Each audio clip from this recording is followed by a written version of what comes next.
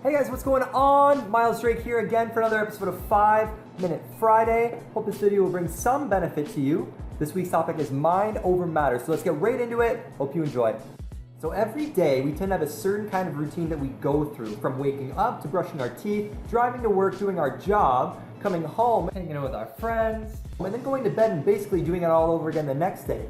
But what is the story or emotion that we associate with all these tasks or habits? I mean, ideally we want all of our habits to be providing with some kind of value or benefit, but what if we can't exactly change the habits? Can we at least change the association that we have with them?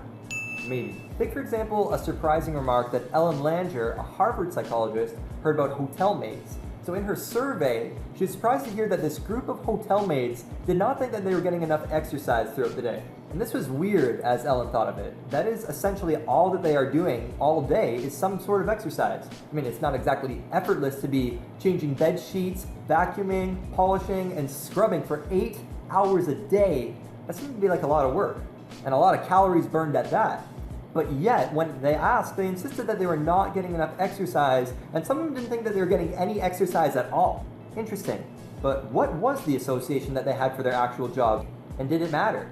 So she broke the group of 84 maids into 2 groups, and in the first group, she told them to go into a room to watch a short film about how all of their movements were exercising the muscles of their body and promoting muscular strength, as well as elevating their heart rate, promoting cardiovascular health, and burning calories. They showed them that they were getting at least the adequate amount of exercise that was needed in a day just from doing their jobs alone.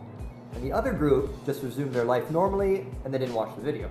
And before all of this, they took measurements of their weight, their hip to waist ratio, their body fat percentage, and their systolic blood pressure to see if any of them would change over the course of a month.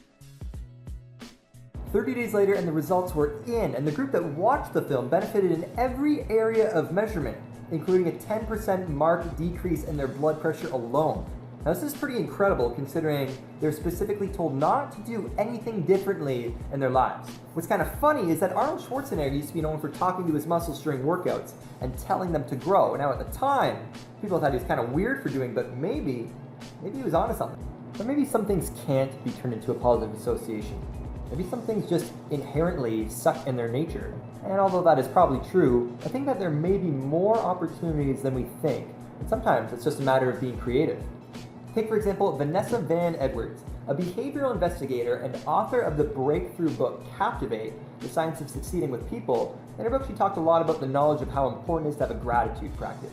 Essentially a practice where every day you write down maybe 3 things that we're grateful for, and there are so many scientific studies that show that gratitude facilitates neural pathways related to dopamine production and essentially just allowing us to feel more good more of the time. But for whatever reason, she was unable to get into the routine. And every day during her commute, she would get stuck in traffic at this red light, and it seemed as though it would take forever for that light to change.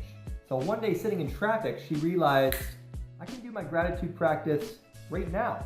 So she thought of 3 things right on the spot, and then the light turned green. And she got into such a habit of this practice that when the light was actually green, she became angry. Well, that's all fine and dandy, Myles. Not all of life works like that. You can't just reframe everything into a fairy tale. Things do happen. Feelings get broken, people get old. Some things in life just suck. Fair. But think of this. The quality of our life is essentially dictated by the quality of the emotions that we feel. Not a whole lot else. That's why you'll see impoverished children who are consistently experiencing the highs of life and the most privileged in the world who literally can't get themselves out of bed. So yeah, feelings do get broken and people do get old, but how old do we feel? And isn't that what matters? And back again comes Ellen Langer. Ellen, you're always pushing the limits. What do you think about people getting old? Well, Myles, people choose to get old.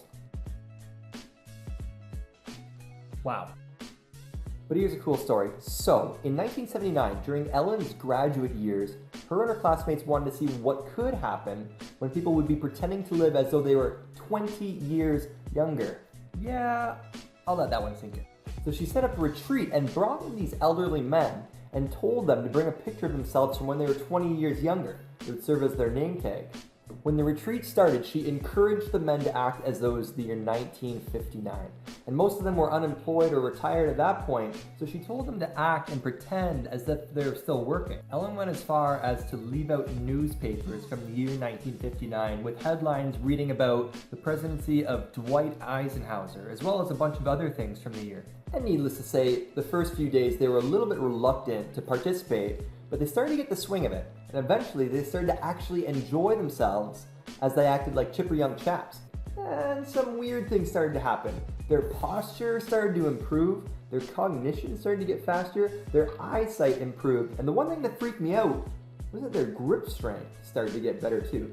And keep in mind, these guys were not spending any time in the gym, so the fact that their bodies were getting stronger is pretty incredible to say the least. Well guys, that's it from me. Again, I just want to say a huge thank you for you guys for checking out this video. I really do appreciate all the support and the feedback. So if there's something here that stuck out for you, feel free to drop me a comment or give it a like, a share, if you know somebody that might benefit from it. And I will see you next week for the next video. Have an amazing weekend, and remember to always be willing to reinvent yourself every day. Until next time, my friends, thank you so much, and I'll see you soon.